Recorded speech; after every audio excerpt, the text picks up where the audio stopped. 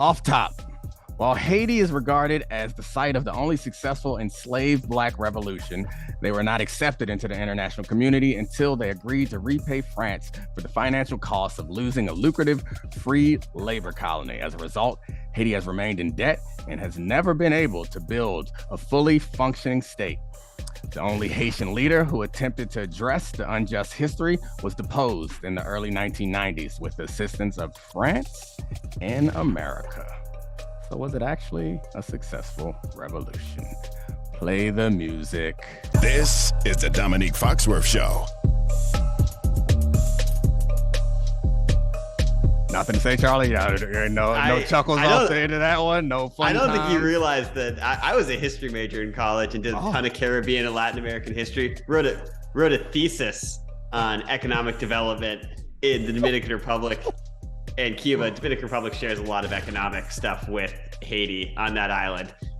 So yeah, I was up on that one. The DR is actually like a lot more like advanced and financially stable in large part because of like the double debt that was forced onto the Haitian people for the horrible crime of freeing themselves from slavery. It's kind of a wild story, and like we just talk about I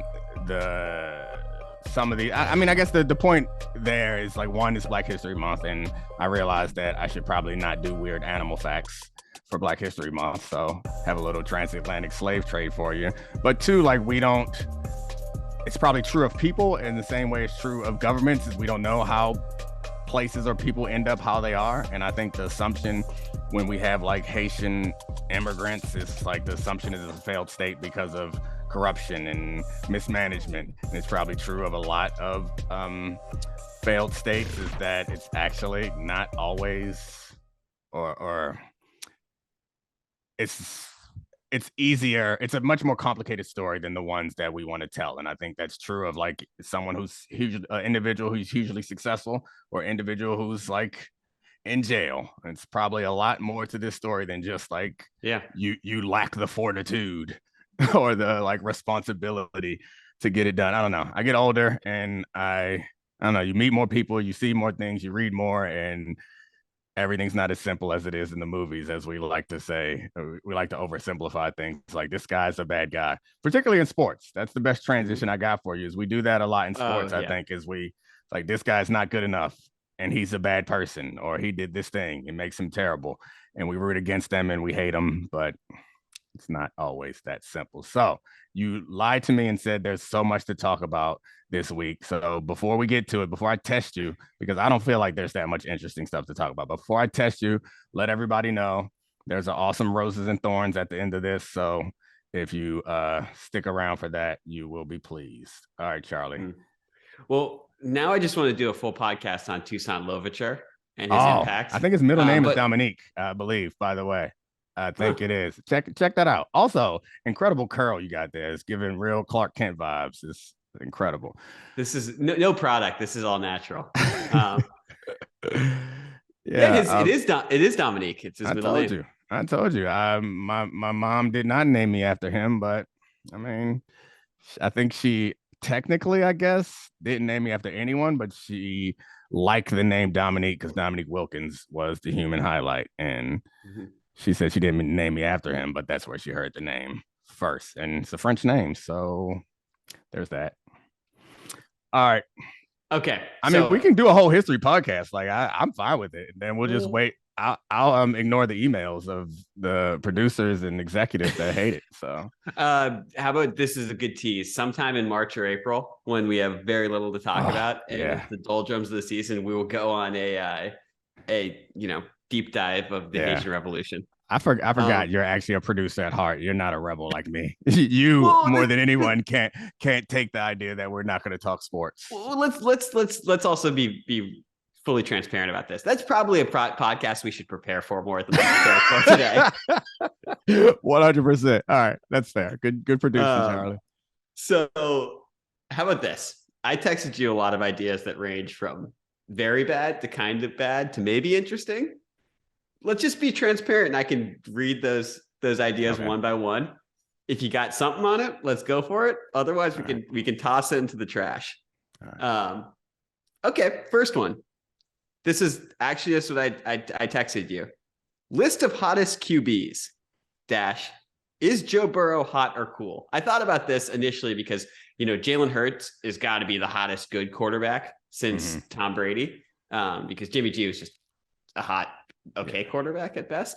And then it got me thinking about Joe Burrow because everyone's like, ooh, I love Joe Shiesty. That guy's so suave. And I think he's just cool, not hot. Did you expect that to start our Super Bowl podcast?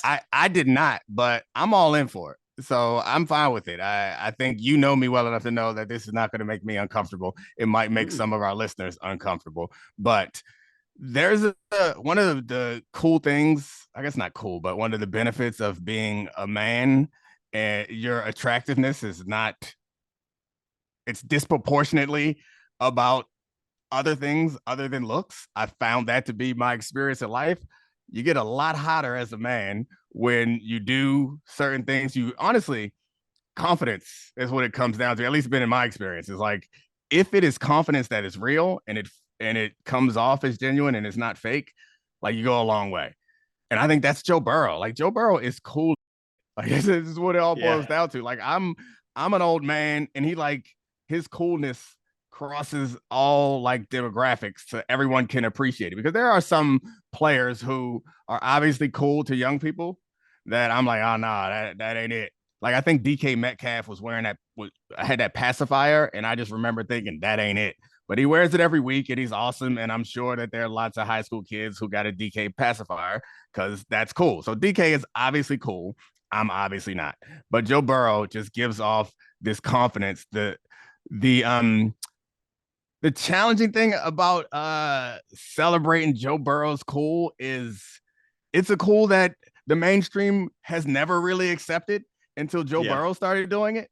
Like this cocky, arrogant, like, there's so many other players that I feel like you would hear, you ain't won nothing yet. But for some reason, we all are fine. And like, I'm not asking people to back up off of that. I like it. I would like to continue to encourage genuine personalities. But Joe Burrow is the first guy who feels like it's getting universal support for being cocky quarterback guy. I got to say, though, he had to eat a little bit of crow last week with everyone loving Pat Mahomes Sr. with smoking on that Joe Burrow and stuff. Like, great. People are taking pleasure in the fact that he lost and got to beat him. I think so, because I think that's I think because he's still confident. It's not like people like hate Joe Burrow, but they're like, right, there you go. You talk, better be able to take the hit. And so Jalen Hurts, I would say, just from like just raw attractiveness, like, I think he's by far. Like, I think Jalen Hurts, women appreciate Jalen Hurts, and he looks like an R&B. Well, yeah, like, he just gives off lead singer, R&B group, and it's also that confidence and coolness, and like moms of kids at my kid's school like talk about Jalen Hurts. Like, who's that guy? Who's the Philly quarterback? That happened with Carrie, my fiance. He took off his helmet on the sideline, and she was like, that's Jalen Hurts. He's so pretty. And then I looked at her, and me being my doughy pasty self, I was like, you've only ever said that about Cam Newton and Jalen Hurts. This isn't looking good for me. Well, you better hurry up and get to the courthouse and get this done before a light-skinned brother comes up to your front door with six-pack abs and says, hey, Carrie, how you doing? Exactly. All right. I don't know. I mean, I actually find that topic kind of interesting and entertaining. And Jalen Hurts, I think it jumps off the screen, but I think honestly, for all football players and people who watch football, like, it's not the first thing that comes to your mind, but you do hear the way people react to him. And you said Tom Brady, like, I never got that vibe about women talking about Tom Brady, or men or anybody. Like, it just Boston dude. You didn't hang out with enough dudes from New England. Boston dudes loved to like say how handsome Tom Brady was. Oh, really? But should we talk about the thirst trap for a second while we're here? Okay. Well, I mean, he's handsome this goes back to my first point. He's handsome because he's good as hell at football. But anyway, why is he on the internet trying to sell underwear like this. This man is close to getting his AARP card, and he is posting sitting on a bed in a condo in Miami where first of all, I don't know if you zoomed in on that picture, but his dog is in the background looking out the window being like, why is this old man doing this and not taking me out? It is 75 degrees and sunny. That's like the ultimate divorce dad energy. I was surprised to see that because, like, Tom, you don't got to do that. Yeah. So I'm going to give Tom Brady some leniency for the next few years because we talked about this some last episode. Transitions are hard for everybody. Yeah. And this is going to be an incredible transition at a non-transition age. Like, it's going to be a lot, and it's going to be hard for him. And no one can help you through this. I mean, I guess people can help you through this, but no one can do this transition for you. He's going to have to like find a new identity. And part of this process may be taking pictures in your underwear for everyone to see. I don't know. So it's funny, but it might get worse, Charlie. I'm just saying it might get worse. One piece of advice so it doesn't get worse. Tom, keep the underwear on. You don't know who you're sending the pictures to. That's fair. Don't Brett Favre it out here. Well, that there's a lot of things that means, but I think it's safe to say generally, do not Brett Favre for anyone. Yes, agreed. He got close with FTX in a different way, but he was the real loser. He was the real loser there, not other. Well, I guess other people were too, but he lost it as well. Yeah. So there's one thing I texted you, just a blank line that said Super Bowl superlatives, and that was a terrible idea because it's just so broad. But the one thing I do want to ask you about is, what do you think is going to be? We talked on Debatable last night, that's out now and is good, about the storylines through the week. What do you think the most interesting thing could come out of this game being? The most interesting thing to come out of this game. It's the quarterbacks, right? Like, I feel like it's either Jalen Hurts like elevates to some incredible level that we haven't seen him in the playoffs yet, and then we have to, like, because even though we're talking about him as like he's one of the best quarterbacks, he's not actually treated like he is in that class for a number of reasons. So I think a big showcase, right, like that in this situation would force us to elevate him to Mahomes level. And then the other thing is, if Patrick Mahomes puts the Chiefs on his back, and then we have to have these conversations. I guess we don't have to have any conversation other than just general appreciation for his greatness. And he's already, at this point in his career, we're already having legacy conversations and measuring him against other quarterbacks. Those, I think, are probably the two potential most interesting things that could come out of the Super Bowl. What do you think? So I think Mahomes, to me, no matter what, like, he's top 5 quarterback of all time. I saw Orlovsky's list. I think that was right. There's not like, he's only going to climb for me over time. I think that Orlovsky had him at 2, right? He had him at 2. My personal list, I have him at 4 right now, but we can get into that another time. It's pretty good for 5 years into his career. He was going to probably end up at number 1, but a lot of meat left on that bone. So for me, the Jalen Hurts one is, I don't think he's going to get elevated into the Mahomes tier. What I think is going to happen is I think he's going to take Josh Allen's corner. I think we all didn't realize that this is actually the best of, I mean, I think Josh Allen right now is a better football player, but this is the best developmental case that we've seen. Because we thought another Josh Allen thing was impossible. And like, Jalen Hurts has improved more in the last 24 months than any quarterback other than Josh Allen we've really ever seen. And I think we're going to look up and be like, this dude's awesome. And he is just scratching the surface. Because I feel like a broken record, but this dude is such a smart processing quarterback with command of the offense that all the physical stuff is just going to keep improving. Right. The improvement that he's made, I guess you base it on the type of player he was when he came into the league, but you can push back on who's had the bigger improvement by pointing out that Jalen Hurts won a Heisman Trophy and played at Alabama. I mean, was a finalist and played at Alabama and Oklahoma. And Josh Allen was not great at Wyoming. So him going from not great at Wyoming to being one of the best quarterbacks. Either way, it's probably a pointless thing to debate. I think it's fair to put Jalen Hurts' improvement in that category. And I think I throw out lots of interesting theories, but this reminds me of one that I think is very true, is quarterbacks are developed, and the best thing you can do for a quarterback is put him in a good situation and take the pressure off of him while he's learning and getting better. And Jalen Hurts is the perfect example of that. And having some running ability is Josh Allen's example of that.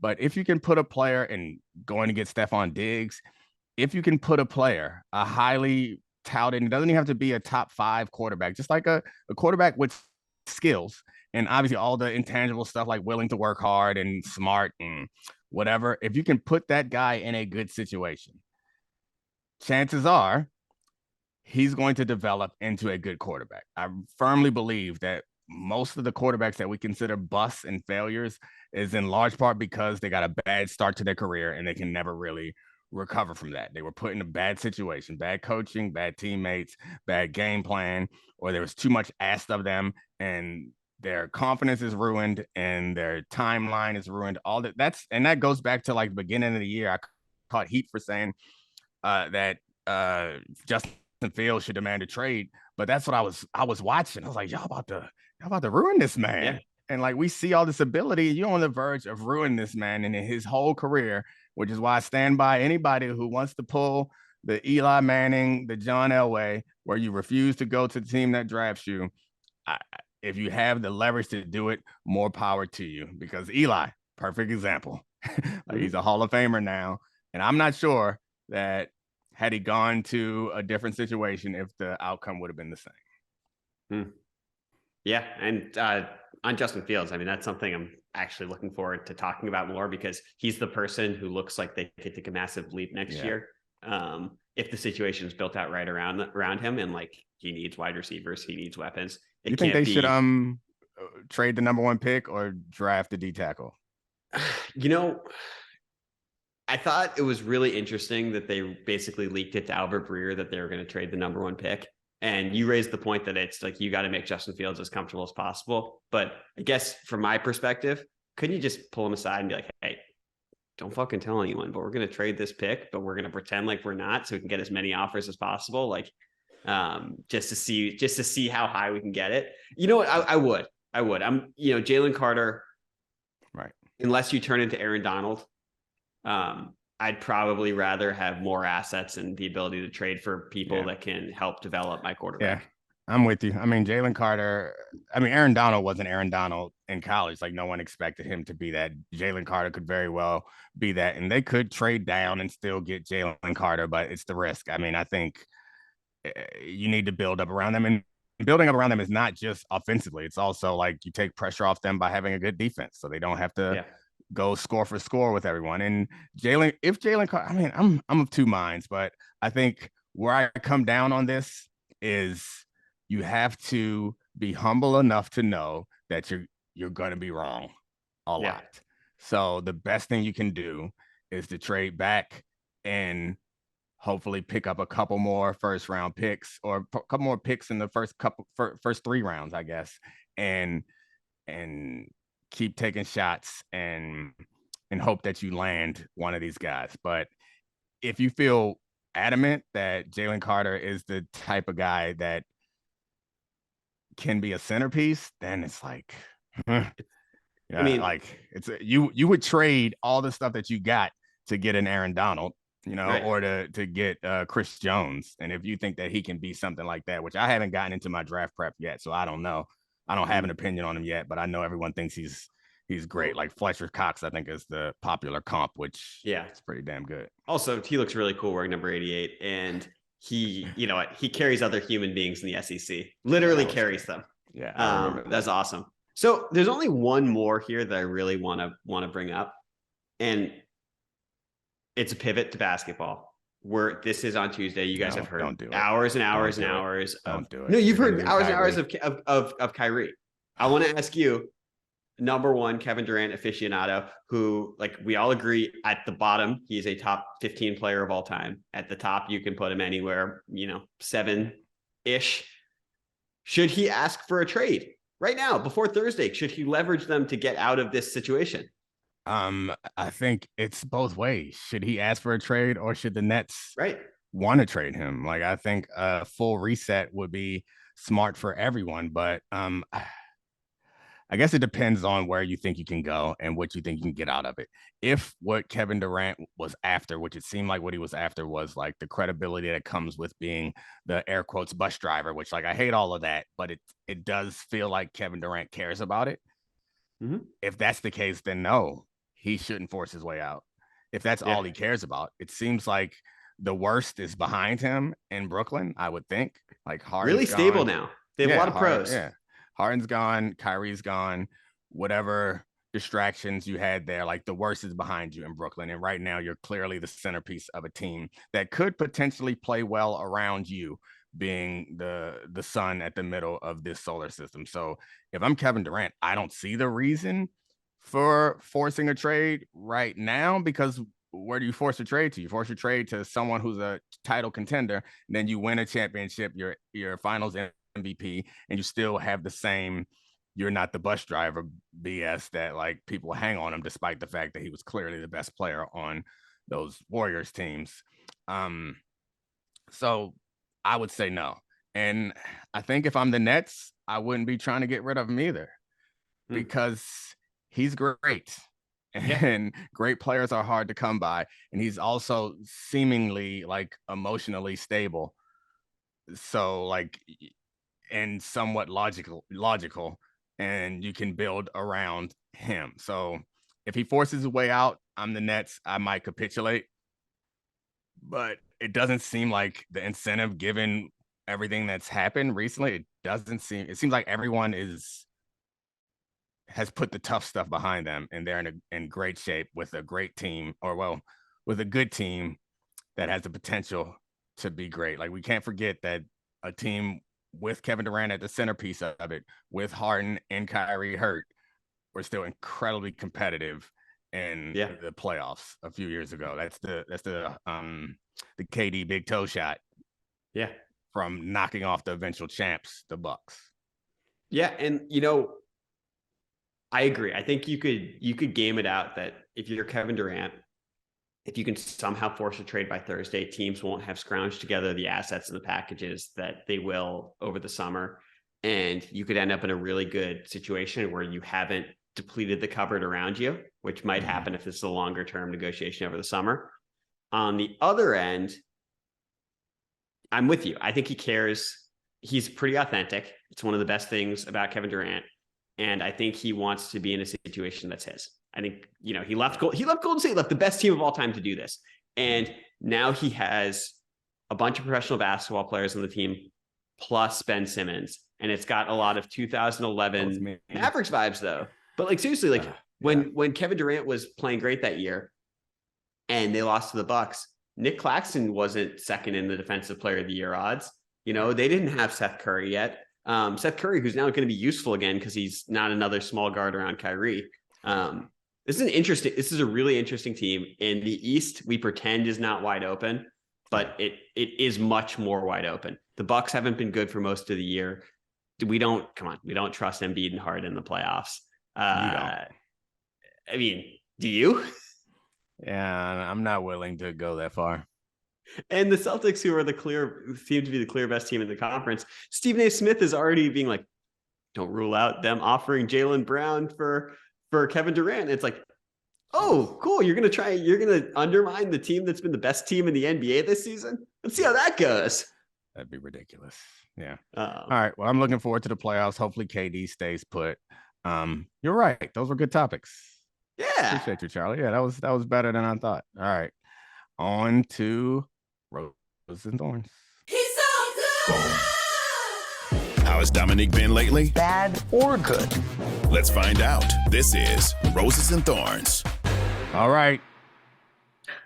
Roses and You Thorns. can't say that. I didn't say it. I didn't say it. I just said I know, but it with gives you an Ashley. awkward silence. I appreciate the sweatshirt. I didn't know. I should have worn my sweatshirt too.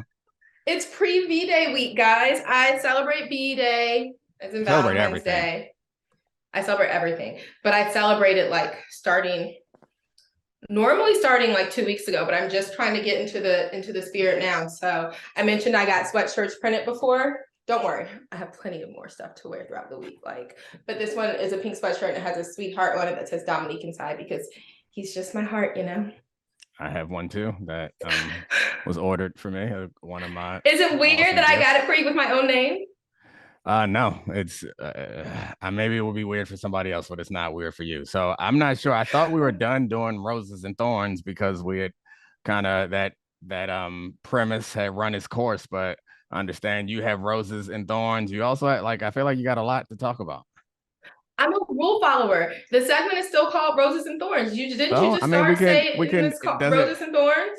No, we can still call it roses and thorns because you are the My rose in our that relationship, and flexible. I am the thorn. Oh, that is so cute. You are not though. Actually, my rose for you, if I were to have one this week, it would be, and it's like just totally like I'm not pulling it up, forcing it. It's very legitimate that you are so much better at all of our kids. Well, particularly our oldest two with our youngest, we don't really have to do this yet, but at giving them like pep talks and like knowing the right things to say to them at the right time. And it's ironic because you sometimes say that like I'm better socially than you are, which is probably but true in some ways, excuse me, at least surface level socially or more than surface. But you, I think just really know, even though they're my children, I know them well, I love them. When I'm in a moment where like I'm frustrated with them or where they're having trouble, I don't always know the exact way to communicate what they need to hear to them, you know, like whether if they need some tough love right now or they need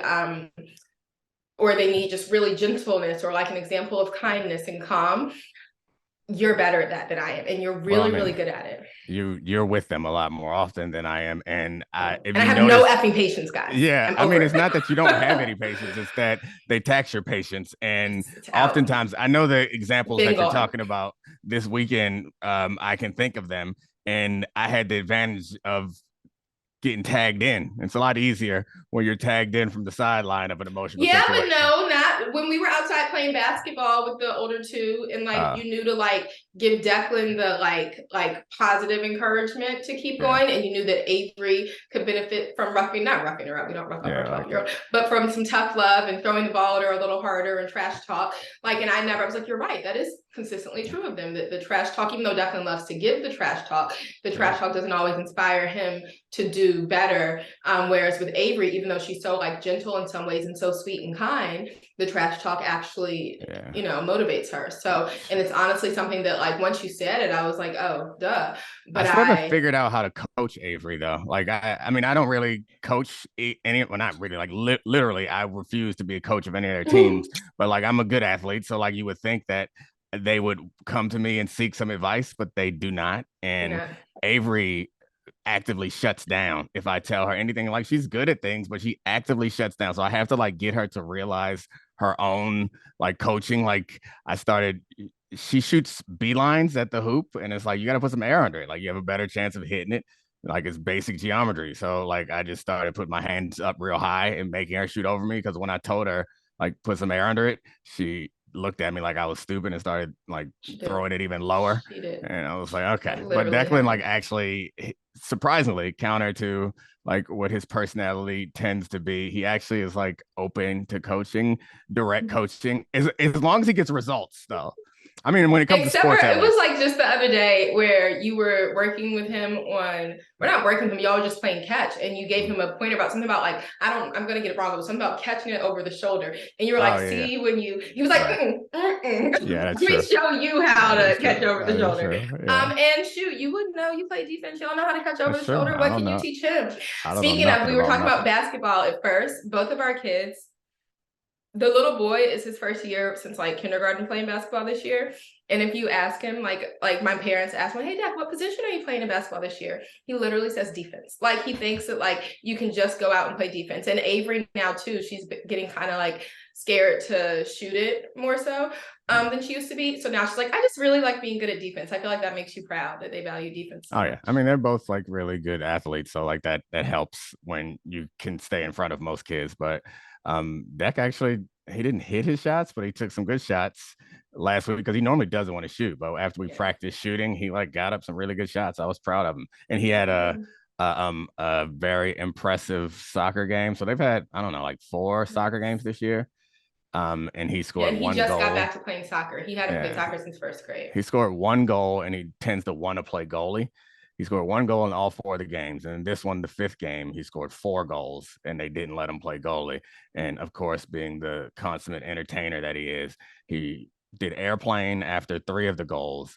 And after one of the goals, he went over to the ref and offered the ref a high five with a big smile on his face. Of course, the ref like threatened to yellow card him, and Declan decided that that was the funniest thing ever and ran back. And I was all the parents cracking up. I'm embarrassed. I mean, I guess I can't be embarrassed anymore because I'm not surprised by it. But it's like his defense was, I'm out there to have fun, and like I can't push back against that. Like I actually respect that. Yeah, he said that's what he said. And I mean, I want to have fun, and it's entertaining. It's fun to let other people have fun too. Like he is like, unfortunately, if he ever made it in professional sports, he would be like, well, I don't want to offend these people, but I remember like, he would be like Ocho Cinco or Antonio Brown. Like he would be like, what antics can I pull out here? I remember actually so I went to law school when I was in my second year, I think, when he was his first year on the Ravens, and I took sports law as a class, and I do not give a crap about sports law, but at the time he was in the he was, I guess, in the executive committee of the players union, and so he would talk to me about this stuff, and I had space for electives, and so I was Shout out Carfagna. Peter Carfagna at HLS, yes. And so I took sports law, but I realized, so like in law school, they do cold calling where they just like will be like, you know, you tell me about this case, but they did it about just sports in general. So I had to start watching for the first time, not even just ESPN, but ESPN News, because it was like, I realized it was the one that gave me like quickly all the stories back to back. Because typically he didn't ask about necessarily like who won this game, but it'd be like, oh, in this game, who won that? And then what happened? So one time, one of the questions was something about, I think it was Ocho Cinco tried to give a ref $1, which is what I thought of when I thought about Deck high-fiving a ref. And then I didn't know that much. I knew they were playing against the Ravens, but then when they showed the still in class, I was like, oh, there's Domonique pushing him out. And it was like a challenge on like, was he out? I can't remember what all happened, but it became an issue in my sports law class. And I was like, oh, good job, babe. Tell me what happened there. But Declan would definitely be doing that type of shit. He would like stock his pants with dollar bills to throw on the refs. I mean, Ocho had a bunch of, he wore, he had a Hall of Fame jacket on the sideline. Yeah. I mean, he had a Hall of Fame jacket on the sideline that he pulled out in the middle of a touchdown. That was one of my favorites. River Dance was pretty cool. He's always entertaining. It's less funny when you're the one defending him. And he, yes, I'm sure it wasn't funny then. Yeah. I mean, I actually don't remember him doing, when we were in Denver, I played against him too. I don't remember him doing anything too crazy in any games I played in. I do remember him talking to me before a game, like on Twitter and stuff. And like, I didn't hear about it until like the day of the game. I was like, oh, well, I wouldn't have talked back, but I didn't. He was a pretty good player. He pass interfered me. We had an interception coming down, and he jumped on my back, and the refs didn't call it. But can't you see that being the type of person Declan would be? It would be like, so this weekend, guys, we decided to expose my children to the important cultural phenomenon of Homie the Clown. And Declan really loved Homie the Clown. He was like into these. I was like, hey, Mom, he loved Martin too. Now. We watched Martin last week. Also, we watched Ace Ventura, and I don't know if we talked about when we watched Clueless with the girls, and how it's like, you think Clueless, you don't think it's like inappropriate, but like things that were okay for us to laugh at and talk about back then are not now. And Ace Ventura, I forgot that the whole premise of like the main joke of the whole movie is like a man transitioned, and it's just like a laugh riot how ridiculous it is, and like, oh my gosh, they kissed, and it's like all the kids were pretty liberal though, so Declan was like, that part was lost on him, the comedy there. He's like, people do that. He's like, it's not, it's funny though to look at it with kids who are like growing up now and like are exposed to like a lot more liberal or progressive worldview. It's so interesting watching them like either get the jokes or not appreciate the jokes. Oh, my daughter has been wanting to see White Chicks too, so we watch White Chicks. We had just a cultural immersion, just really great parenting going on over here. And the one we're saying is inappropriate is Ace Ventura, not Homie, not Martin. Yeah, I mean, Ace Ventura was definitely the most inappropriate. It was, but he was dying. Like the parts, Martin, other than that part. Martin wasn't really. I mean, Martin is not really. I haven't seen it all, I guess. But the episodes that we watched, it was like, it's just silliness. It was nothing that was just like culturally insensitive, but I think that's probably the most recent. And I guess White Chicks was more recent. And that was So how I started on this though was I was like how we exposed him to this. Do we need to get like a highlight reel of all of Ocho Cinco's best antics and expose Declan to it as part of his cultural education? It would give him even more fire for his game. He is an entertainer. I remember all his football celebrations. I'm happy like he got good at football because he was not good and was still having a bunch of fun like a few years ago. And now, and to be clear, it's not because he cares about his kids being good athletes. I'm sorry, I just want to. It's not like you care. Like I want my son to be like. Oh no, I don't. My child to be care. Good. No, that's not why. I don't care at all. I'd honestly rather him not play football, but and he only plays flag now. But like it's all. It's like you're gonna back it up. I can't stop you from doing it. Because like it's nothing that's egregious, but like back it up. And I remember like not growing up, but when I was playing in the league, I would listen to people complain about how the players setting a bad example by doing certain things. And my response always was like, be a parent.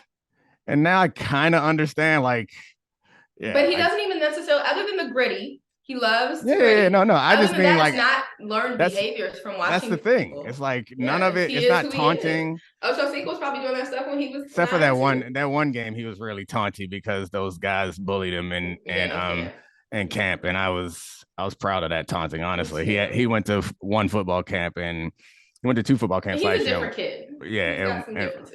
Yeah, he's got a few differences, and the kids were giving him a hard time, and so. He like some of the things that are, and he hated that camp, and then he played those two. He played those two kids in the regular season and went off for like 3 touchdowns and interception, and the whole time he popping shit, and I was kind of hype. Honestly, it's the only time they ended up losing that game, but I could care less. I was like.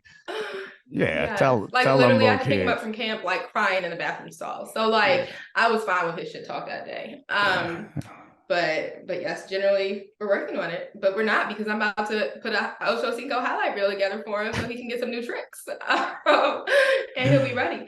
Whether or not he ever makes a shot, he's going to get a lot of steals and he is going to. I love it. He'd be a leading scorer of basketball if he could just get a layup because he gets like 6 steals a game, fast breaks, boom.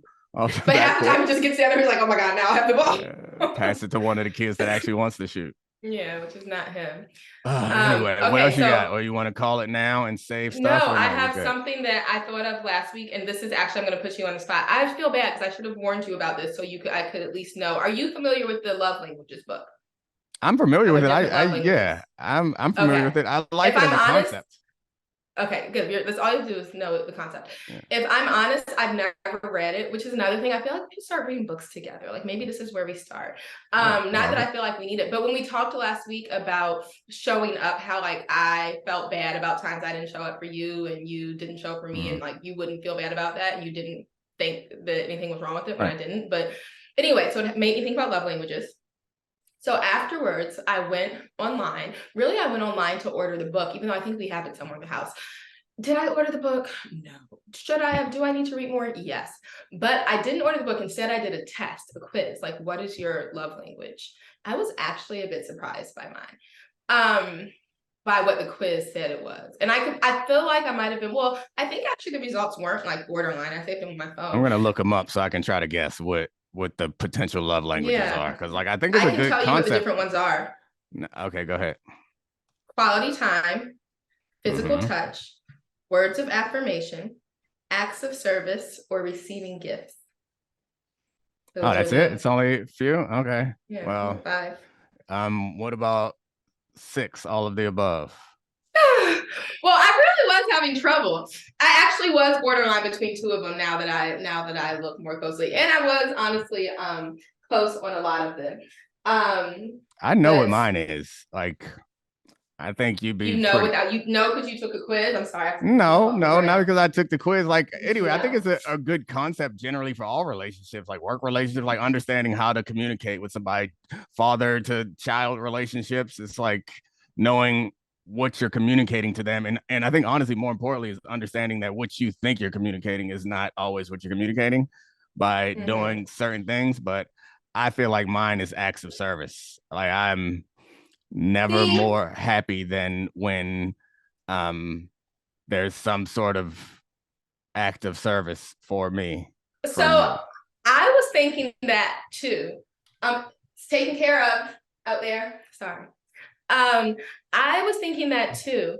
However, and this is something that pisses me off because I think that we can call this the thorn today. Let's just call it the thorn. When I try to do stuff for you, like if you see me, like I'm gonna go do this, I'm gonna get the kids right now, I'm making breakfast, let me make you some. You are like, you fight it so much, and it really annoys me because, and I know those are small things, and so maybe it's just that those aren't the things that you want, and certainly I do other things for you, but sometimes I feel like so often when I try to do things for you, you like rebuff it. And so, which really kind of got me annoyed when I was thinking about this earlier in the week, or last week, I guess it was.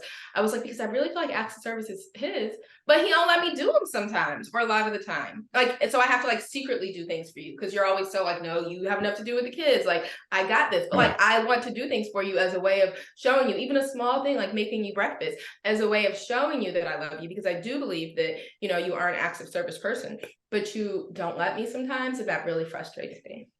All right, I'll let you do more things. I think honestly, it's more about like, and this might make me seem like an asshole, but it's more about sacrifice than anything. It's like, it's less so like you're making breakfast, so you're gonna make me some breakfast too. Does not feel like an act of service. Sometimes I make you breakfast when I'm not even making me right, breakfast. I know, and like you're making me breakfast.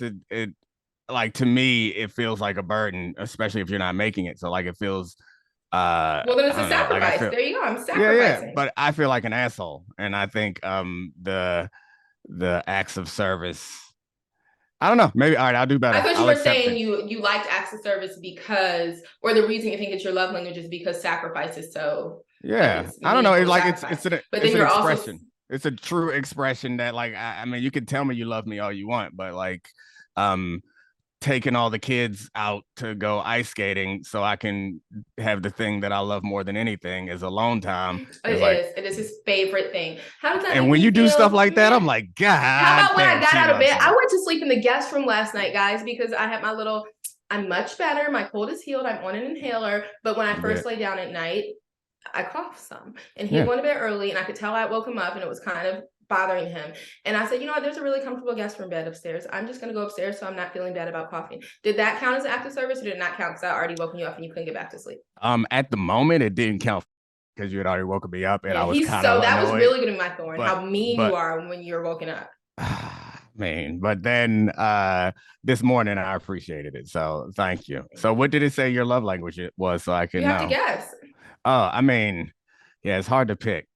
I feel like you would, gifts is not it.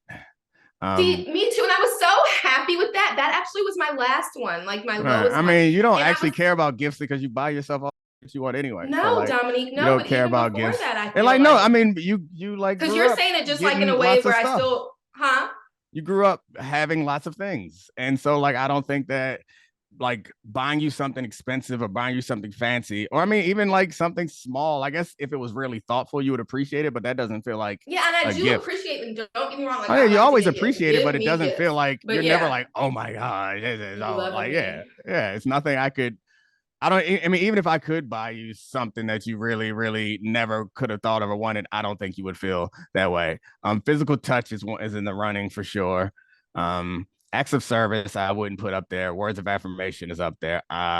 Quality time is up there. You said you were surprised. Well, I'm not going to try to guess what you got. I'll say which one I would think it is. I think it's not words of affirmation. I think it's physical touch. That was close. It's quality time. And as I think the test was trying to sort it out, it kept like asking like, would you rather be holding his hand in public or just like have time with him? Would you rather like, so it was like, it was really had trouble trying to figure out like, would you rather be physically intimate or, and I mean, some of them, honestly, I was going back and forth. Like it was real hard for it to sort out because I really like I think I went with physical touch in part because it's one of the hardest things for me personally. Like I don't really love cuddling. I don't really like holding hands.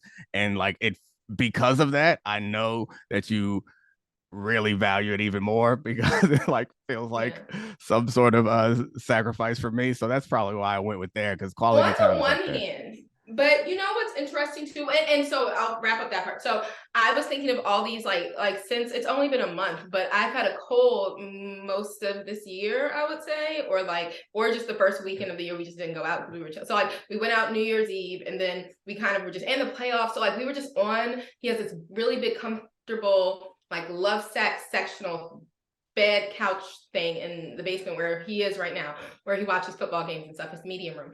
We just spent all our weekends, other than at kids' sports games, laying on that and cuddling. So when I was thinking of quality time, like I was like, yes, like that has been, I love that more than anything. Or like even the times like where, and I haven't been much of a traveler, but when I can get like in and out about one-on-one time with you, like if it's a staycation or if it's like kids are to sleep over, like those are some of my favorite times. So once I saw it, it made sense to me, but I was kind of surprised at first because I was thinking it would be something else. Love languages change some because I do appreciate quality time a lot more than I used to, but still. Me too. And that's what I was thinking. And I think they change and like we adapt to each other in some ways. Like I or you don't, and then you get a divorce. So I guess we better keep adapting. I value touch sometimes more now, but at the same time, like it's not. I'm like, ew, I see what he needs. You get really hot when you're cuddling for too long. This is miserable. So when I said touch. When I said touch, and we can end it on this point because you're going to get uncomfortable. When I said touch, watch me not get uncomfortable. Look at my face. Go ahead. What I was thinking of was like ass smacks in passing. Just like I love ass smacks in passing. Yeah, it's like it's not as a part of anything. And here's honestly the main reasons because I don't have much of a butt. Just walking by. Huh? I was just walking by. He values this little butt. And I know that you appreciate it. I wouldn't consider it little, but anyway. Thank you. Because I've gained some weight recently. But more to love. All right. More to love. Thank exactly. You. I love you. I love you too. Happy pre-V day. Well, next segment. Normally, I'm like, I don't know if we'll be back next week. We will be back next week because it'll be Valentine's Day. And he better wear one of his Valentine's Day outfits that I got. I will wear them both. All right. Bye, Ashley. I love you. Thank you. Appreciate you, Christina Buslow, Adi Khan, Sarah Abbott, and Charlie, too. Bye, guys. This is the Domonique Foxworth Show.